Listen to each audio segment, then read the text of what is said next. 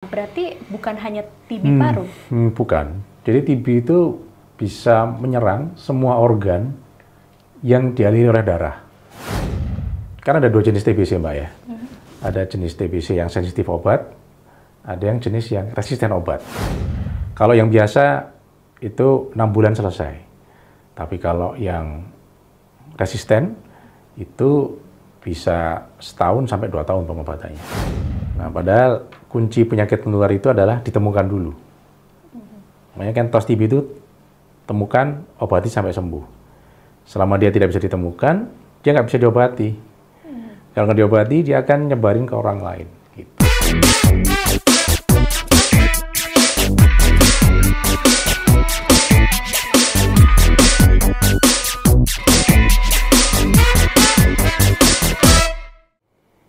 Hai Healthies, kita kembali lagi dalam acara Kementerian Kesehatan Podcast atau Kemenkes kali ini di episode 9.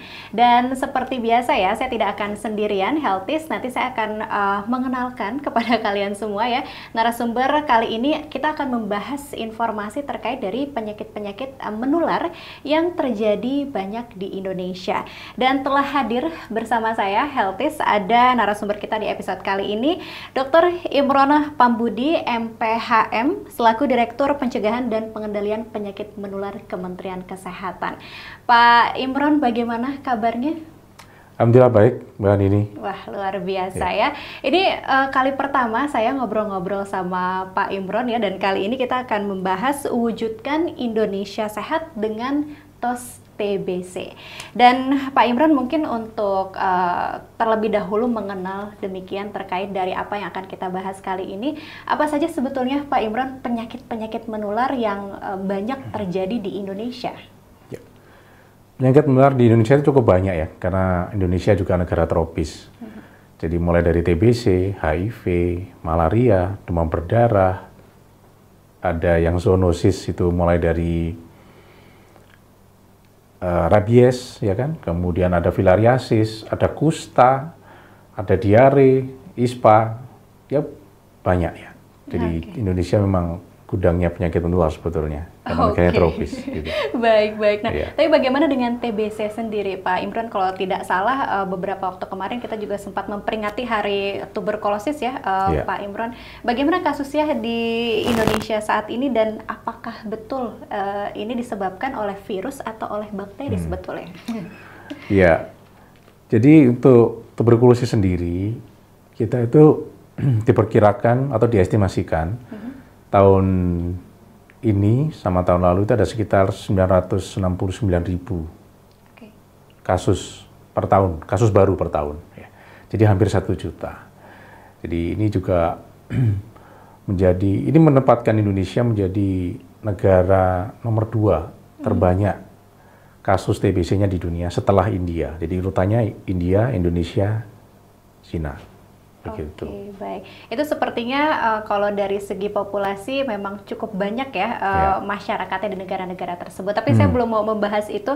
Pak Imron, kami sempat melempar pertanyaan kepada Healthies sekalian, yaitu penyebab dari TBC itu tadi. Kita beri pilihan bakteri atau virus. Sebetulnya penyebabnya yang betul apa, Pak Imron?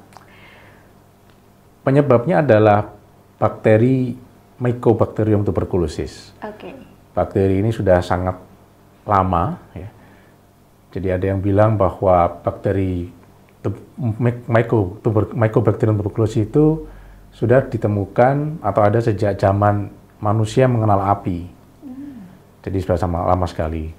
Dan bakteri yang sama itu sudah menginfeksi orang ribuan tahun yang lalu. Bahkan yang paling lama itu ditemukan pada zaman Fir'aun. Jadi mumi yang digali itu ternyata ada yang bekasnya dia tuberkulosis karena dia menggorgoti tulang. Dan yang lebih mencengangkan lagi sebenarnya Mbak Anissa bahwa muminya itu adalah muminya dukunnya Fir'aun. Dukunnya Fir'aun. Jadi saya sering bercanda ya, kalau Fir'aun aja sakti gitu kan, berarti kan dukunnya lebih sakti kan. Nah, dukunnya virus aja bisa kena tuberkulosis.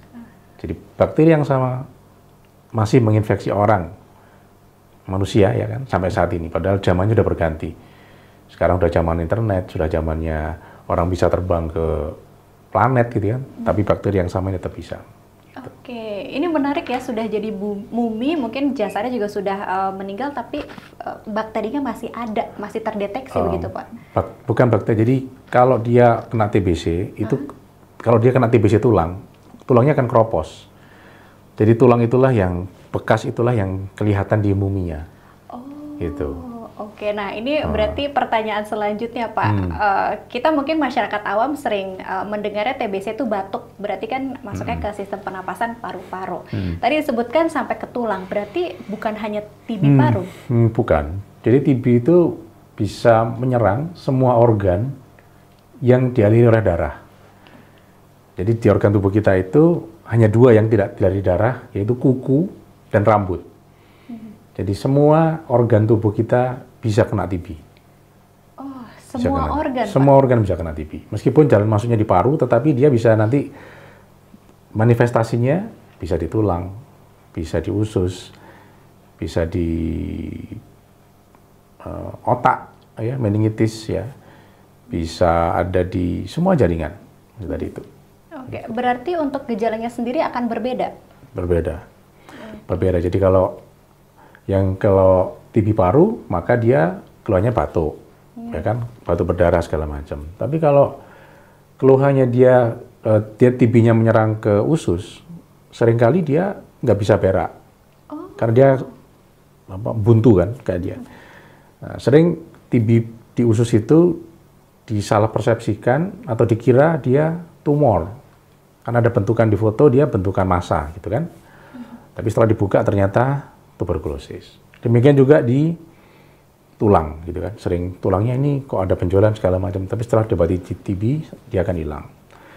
Begitu juga kalau dia ke otak ya, ke meningitis, ya keluarnya kejang, tidak sadar gitu. Jadi itulah TB itu kalau bahasa Inggrisnya adalah kita bilang the great imitator. Dia penipu yang ulung. Jadi bakteri ini sangat pandai dan dia sangat sabar. Dia bisa berada di tubuh seseorang bisa puluhan tahun tanpa menimbulkan gejala. Dia akan nunggu orang itu kekebalannya menurun. Bisa karena stres, diabetes dan lain-lain, dia akan muncul gitu. Itulah pentingnya menjaga imunitas tubuh ya, betul. Pak Dr. Imron. Oke, baik. Selanjutnya ini terkait dari TB sendiri, apakah hanya menjangkiti mereka yang imunitasnya rendah saja, orang tua saja, atau sebetulnya banyak orang-orang yang juga rentan terhadap penyakit TB ini, termasuk mungkin secara geografis orang yang tinggal di kota sama di desa berpengaruh nggak sih, Dr. Imron? Tuberkulosis itu kan penyakit infeksi. Ya kan, cuman tadi bedanya adalah dia itu sabar. Ya. Beda dengan COVID. COVID itu begitu kena orang langsung sakit kan. Kalau TB, tuberkulosis itu tidak. Bakteri ini dia bisa masuk tadi di tubuh seorang, dia menginfeksi orang, tapi dia belum sakit. Itu yang disebut dengan laten TB. Ya. Dia akan nunggu nanti pada saat orang tadi, namanya dia gizinya dia jelek. Ya, dia malnutrisi, dia tiba-tiba diet ketat, umpamanya gitu kan, nggak mau gemuk, terus diet ketat, nah itu juga bisa. Atau dia bisa juga terkena diabetes, ya. Atau dia terkena penyakit-penyakit yang menurunkan imunitas tubuh, ya. Ada penyakit-penyakit darah, itu kan dia imunitasnya dia rendah, itu dia akan gampang menyerang. Pertama itu artinya adalah faktor dari dirinya sendiri. Yang kedua faktor lingkungan. Kalau dia hidup di lingkungan yang padat, ya, mataharinya jelek, ventilasinya juga buruk, tidak ada pertukaran udara, dan di situ ada orang yang sakit tuberkulosis, maka kemungkinan besar dia bisa terkena. Ya. Dan yang ketiga, umur juga bisa mempengaruhi. Anak-anak itu juga sering dia rentan, ya, apalagi anak di bawah 5 tahun, dan orang tua kan dia memang menurun, sehingga tadi 3 golongan inilah yang saya kira kita perlu memberikan perhatian ya, anak-anak, lansia, sama orang-orang yang mempunyai kondisi tubuh yang kesehatan yang tidak baik ya. Satu lagi orang-orang yang tinggal di kawasan kumuh ya. Tadi tuh dia padat daerahnya dan dia di situ ada yang sakit, udah itu akan sangat mudah terkena tuberkulosis. Oke. Tapi tadi saya tertarik dengan pembahasan laten, Pak. Berarti ada kemungkinan saya atau mungkin Bapak atau Healthies masuk ke dalam TB laten, Pak? Betul. Ya, jadi ya kalau dipikir memang pasti orang-orang itu pasti dah. Saya, Mbak Nini itu juga pernah ketemu dengan orang-orang yang tuberkulosis, ya kan? Tapi tidak selalu bakterinya itu bisa masuk ke kita. Kenapa? Karena dia butuh kontak yang cukup lama. Kalau cuma sekali gini ketemu, ya apalagi jauh gitu ya, itu enggak. Tapi kalau terusan ketemu, ya itu bisa jadi laten.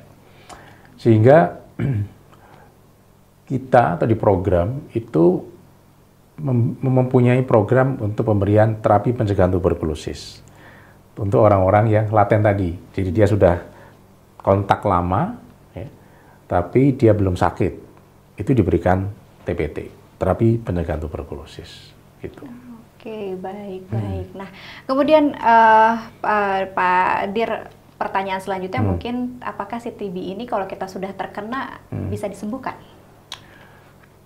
TBC itu atau tuberkulosis itu adalah penyakit penular. Jadi dan angka penyembuhannya di atas 95%. Ya. Obatnya ada. Ya. Asal kita atau yang sakit itu bisa mengkonsumsi obatnya itu secara teratur dan benar sampai selesai. Gitu. Karena tadi kan bakteri TB tuberkulosis itu kan dia masuk sampai ke dalam. Sehingga memang pengobatannya butuh waktu yang cukup lama. Gitu. Pengobatannya kalau kan ada 2 jenis TBC, Mbak ya. Ada jenis TBC yang sensitif obat, ada yang jenis yang resisten obat. Resisten obat itu artinya adalah orang ini sudah terinfeksi bakteri yang tidak bisa disembuhkan dengan obat-obat biasa. Obat-obat tuberkulosis biasa. Sehingga dia membutuhkan obat yang tanda kutip luar biasa. Luar biasanya itu obatnya lebih banyak dan pengobatannya lebih lama. Gitu.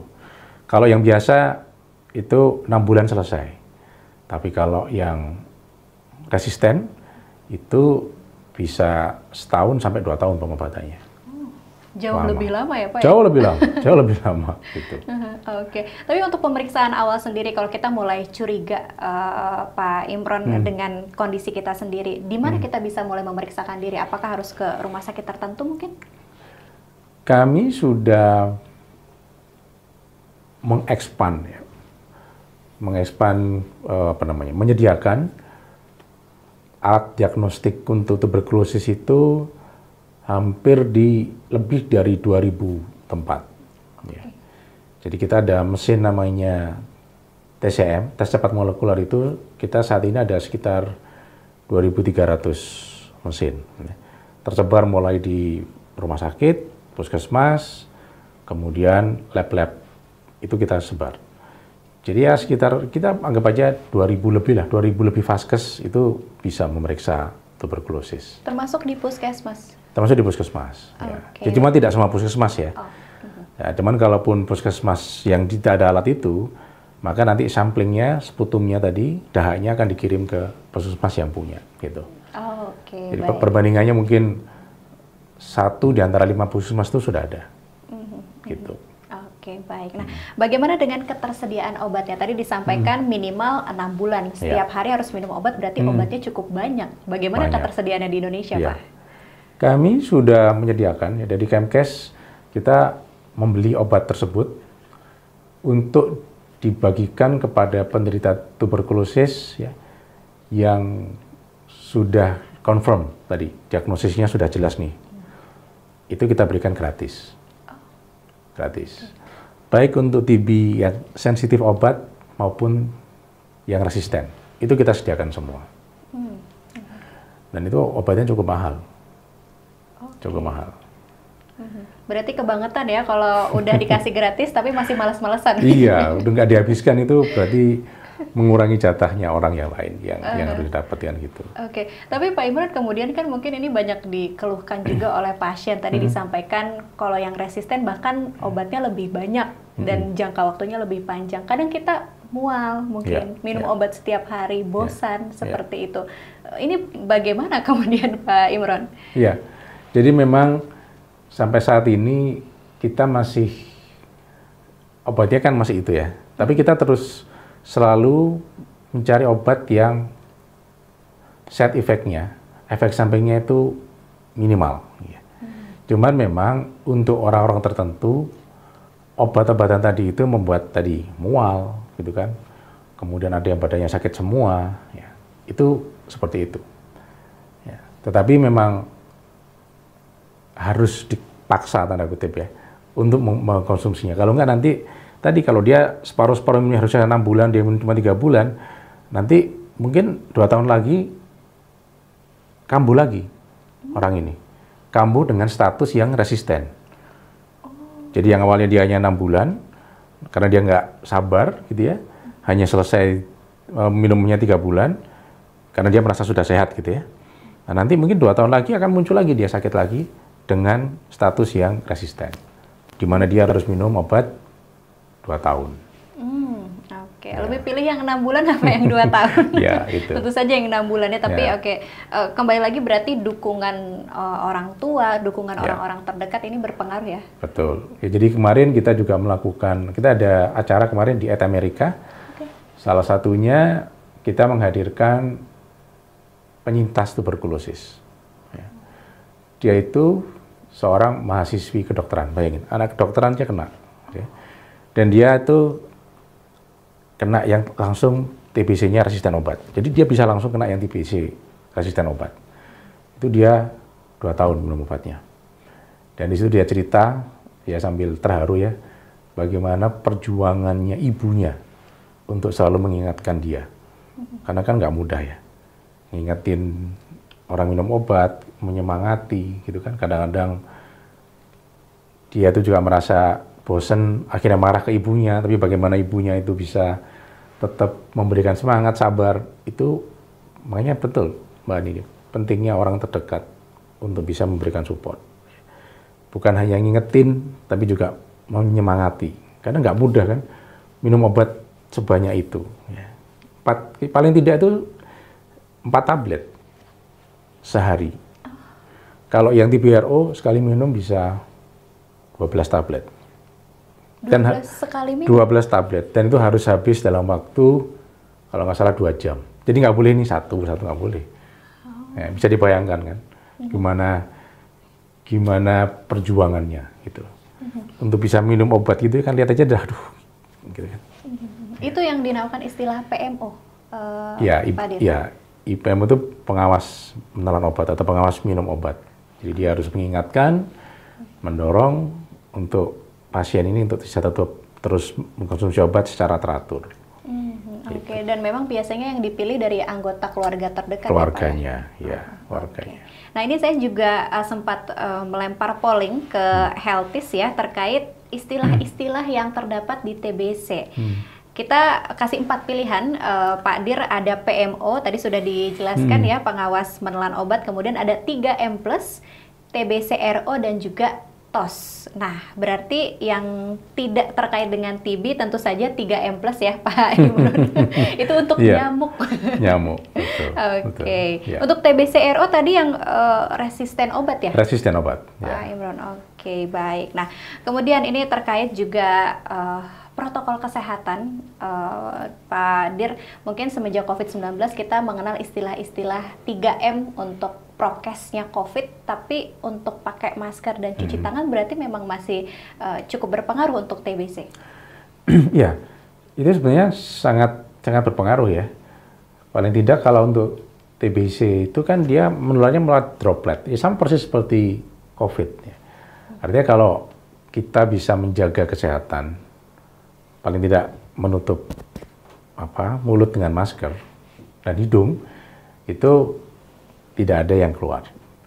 Nah, cuman sekarang kan prokes sudah mulai turun ya.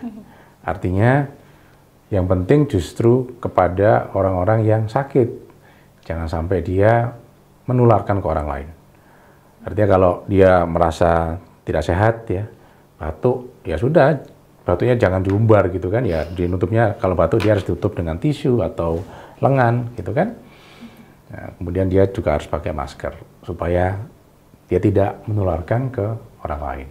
Oke, gitu. Mungkin bedanya dulu kalau pas COVID sehat sakit tetap Semua. pakai masker ya. Iya. Tapi kalau sekarang ya kalau memang sudah tahu sedang sakit TB, Iya. sebaiknya menggunakan masker, Betul, Pak iya. Imron. Nah, tapi ini juga yang menjadi salah satu perhatian terkait TB anak, Iya. Pak Dir. Anak-anak ini mungkin ya kita kalau dia rewel sakit panas aja kita nggak tega ya, Pak Imron. Bagaimana kalau misalnya mereka terkena TB? Bagaimana peran orang tua di sini? Ya, jadi TBC pada anak itu malah keluarnya bukan batuk, Mbak. Bukan batuk. Jadi keluhan TB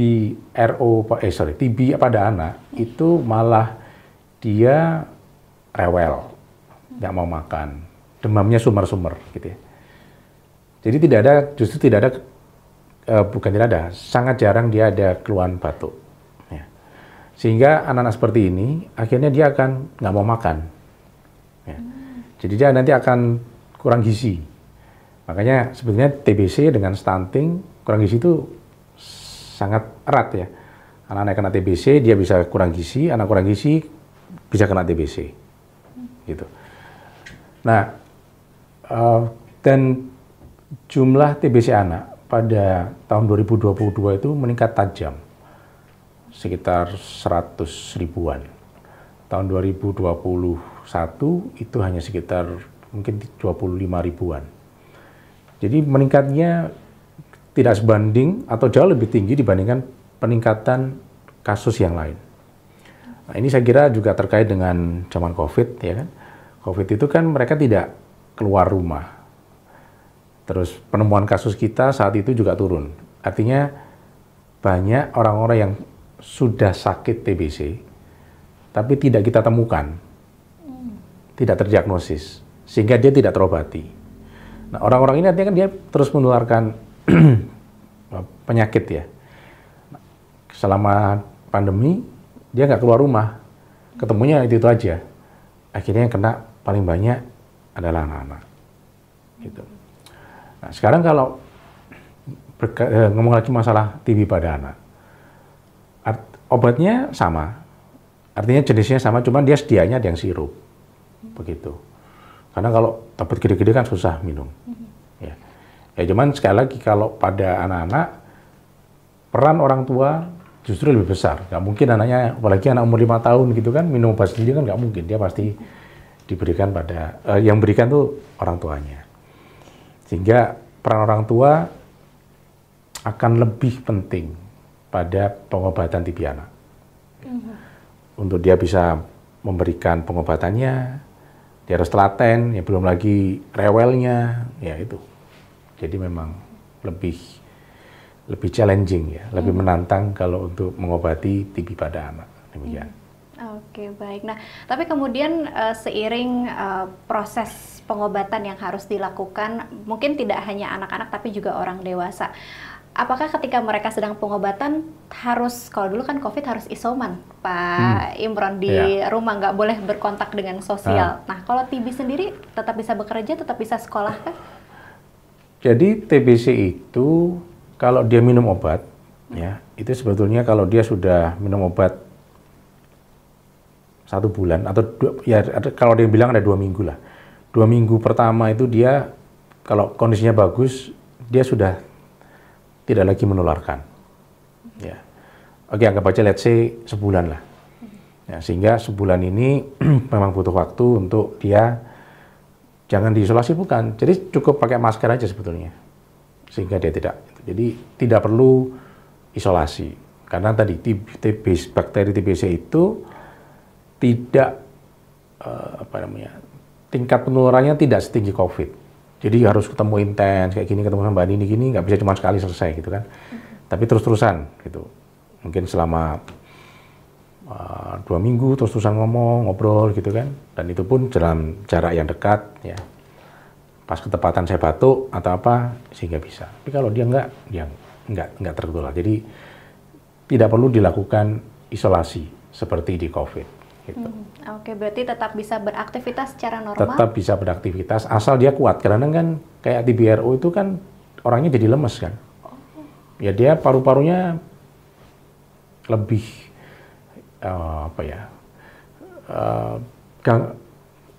destruksi atau kerusakan parunya lebih masif kalau yang TB resisten obat, sehingga dia napasnya susah, sesek gitu kan. Gitu. Oke. Tapi yang RO tetap bisa disembuhkan ya Pak? Tetap bisa tapi tadi pengobatannya lebih lama gitu, bisa. Oke, baik. Nah, sebelum saya mau ikut ajak Pak Dir untuk main games ya, saya juga mau tanya terlebih dahulu, ini terkait masih dari TBC sendiri, Pak Imran. Kemudian ketika kita berkegiatan, apakah itu artinya kita tidak bisa, mungkin stigmanya kalau kita ketemu orang TB menjauh seperti itu. Iya. Padahal kita tetap bisa bersosial dengan mereka ya Pak ya? Bisa aja, bisa. Nggak masalah. Sebenarnya kalau kita tidak tadi, kuncinya kan intens kontak gitu kan. Itu nggak apa-apa. Jadi jangan malah dijauhi. Kalau semakin dijauhi, nanti pasien-pasien TB itu malah nggak mau berobat atau nggak mau ditemukan. Ya kan? Stigma itu kan membuat orang tidak mau ditemukan. Nah, padahal kunci penyakit menular itu adalah ditemukan dulu. Makanya kan tos TB itu temukan, obati sampai sembuh. Selama dia tidak bisa ditemukan, dia nggak bisa diobati. Kalau nggak diobati, dia akan nyebarin ke orang lain. Gitu.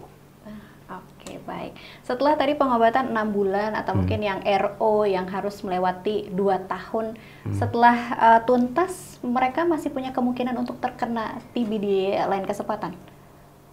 Kemungkinan tetap ada. Oke. Kemungkinan tetap ada.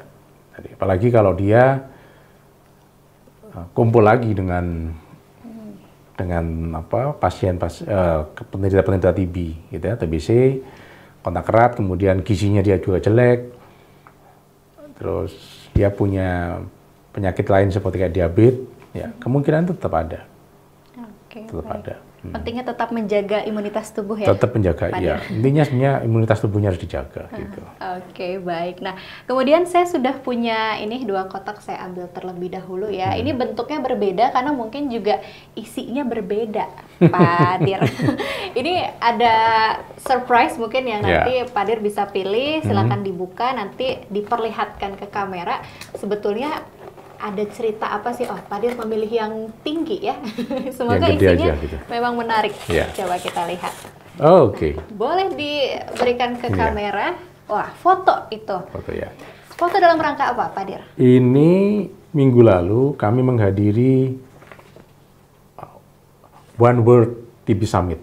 Jadi itu adalah suatu pertemuan internasional yang mengundang negara-negara di dunia untuk bicara tentang tuberkulosis. Acara ini ada di India. Jadi India membuat acara ini bersama dengan Stop TB Partnership Global untuk menghimpun suatu komitmen bagaimana bisa membebaskan dunia dari tuberkulosis tahun 2030. Ya, ini kalau di sini ini kan ada, ini saya, ini Dr. Erlina. Ya, di Rumah Sakit Persahabatan. Ini Pak Dirjen, Pak Maksi. Ini Bu Tiara. Dr. Tiara ini adalah Ketua Tim Kerja Tuberkulosis. Dan ini adalah Dr. Sahu. Dr. Sahu itu adalah salah satu pengurus dari Stop TB Partnership Global. Jadi pada kesempatan ini dihadiri oleh Perdana Menteri India. Di India itu Perdana Menterinya mempunyai suatu komitmen yang bagus, ya, bagaimana dia bisa menggerakkan seluruh lapisan masyarakat agar bersama-sama dengan pemerintah, organisasi kesehatan yang lain untuk bisa membebaskan India dari tuberkulosis. Salah satu yang bagus adalah dia punya inisiatif namanya Nikshay Mitra. Nikshay Mitra itu jadi gini, tadi kan saya bilang bahwa tuberkulosis ada hubungannya dengan masalah gizi. Nah, Nikshay Mitra itu menghimpun dana dari masyarakat untuk membiayai makanan tambahan untuk pasien-pasien tuberkulosis. Jadi bukan dari pemerintah, dari masyarakat. Jadi kayak apa, bapak asuh gitu ya. Umpamanya ada yang sakit, saya akan milih, udah aku milih 5 orang, nanti itu saya biayai. Nah, tiap bulan penderita tuberkulosis itu akan dapat paket, Mbak. Paket makanan gitu ya. Isinya protein-protein, jadi kayak kacang-kacangan, kayak susu dan macam. Itu diberi sebulan sekali. Dan itu bukan dari pemerintah, tapi dari tadi kayak bapak asuhnya gitu. Berarti sukarela masyarakat ya? Sukarela masyarakat. Wah, ya. menarik sekali. Berapa hari Pak kegiatan saat di India itu? Ini 4 hari ya. 4 hari. 4 hari. Oke, baik. Semoga memang bukan hanya India, Indonesia termasuk juga tadi China ya yang ketiga yang paling banyak. Semoga kita bisa terhindar atau mungkin terlepas dari penyakit TBC ini. Betul. Tapi Pak Dir, kita sudah di penghujung acara, sepertinya ya tidak terasa hampir 30 menit ngobrol-ngobrol kita bersama dengan Dr. Imron. Mungkin ada penutup closing statement yang ingin disampaikan, Pak Imron, silakan. Ya, jadi tuberkulosis sendiri itu adalah penyakit menular yang bisa disembuhkan. Jadi dia bukan penyakit turunan, bukan penyakit kutukan. Kalau kita menderita tuberkulosis, kita harus segera berobat. Berobat ini tentu saja bukan hanya untuk diri sendiri, tapi juga untuk orang lain. Karena jangan sampai kita menjadi sumber penularan ke orang lain. Sehingga kita perlu menjaga diri kita sendiri, menjaga keluarga, dan menjaga teman agar jangan sampai kita dan keluarga atau orang-orang terdekat kita itu menjadi sakit tuberkulosis. Dan yang kedua, kita jangan menstigma orang-orang atau penderita tuberkulosis tadi itu. Mereka bisa disembuhkan, dan ini bukan kesalahan mereka kok, gitu kan? Nggak ada orang yang kepingin kena tuberkulosis ya Mbak ya, gitu. Justru kalau ada yang sakit tuberkulosis, dia harus didukung, harus diberi semangat untuk bisa berobat sampai sembuh. Supaya dia juga tidak menularkan ke orang lain. Sesuai dengan semboyan kita adalah TOS TBC. Temukan, obati, sampai sembuh. Dan bersama kita bisa membawa Indonesia untuk mencapai eliminasi tuberkulosis tahun 2030. Amin, amin. Kalau tidak salah seperti ini ya, TOS ya, ini TB. TOS TBC. Wah, kayak tos tangan gitu TOS, ya, tapi gitu kan? TOS TB. Temukan, obati, sampai sembuh. Gitu. Oke, baik. Nah, itu dia. Terima kasih sekali lagi Dr. Imron Pambudi, MPHM, selaku Direktur Pencegahan dan Pengendalian Penyakit Menular Kementerian Kesehatan yang sudah meluangkan waktunya. Sehat selalu, Bapak. Ya, makasih Mbak Nini. Nanti mungkin bisa ngobrol-ngobrol lagi ya Pak. Silakan. Di episode selanjutnya. Iya. Karena tadi di awal sudah disampaikan jenis penyakit menular bukan cuma TB, masih Betul. banyak. Berarti masih banyak yang bisa dibahas. Iya, banyak sekali penyakit-penyakit. Itu tadi karena Indonesia memang gudangnya penyakit menular. Iya, tapi kita bisa lah. Harusnya kita bisa mengatasi masalah-masalah ini. Siap. Gitu. Oke, baik. Dan demikianlah tadi perbincangan kita, healthies sekalian ya, dalam wujudkan Indonesia sehat dengan TOS TBC, temukan dan obati sampai sembuh TBC. Dan untuk healthies yang ingin mendapatkan informasi seputaran kesehatan, silahkan menghubungi di Halo Kemenkes 1500567 atau di website kami www.sehatnegriku.kemkes.go.id atau bisa juga mention di Twitter @kemenkesri atau dengarkan radiokesehatan.kemkes.go.id. Dan jangan lupa untuk subscribe channel Kementerian Kesehatan RI dan nyalakan loncengnya untuk mendapatkan informasi terbaru atau mungkin kamu jadi orang pertama yang tahu episode selanjutnya dari Kementerian Kesehatan Podcast. Dan ikuti terus Kementerian Kesehatan Podcast. Saya Andini pamit undur diri. Salam sehat. Wassalamualaikum warahmatullahi wabarakatuh. Waalaikumsalam.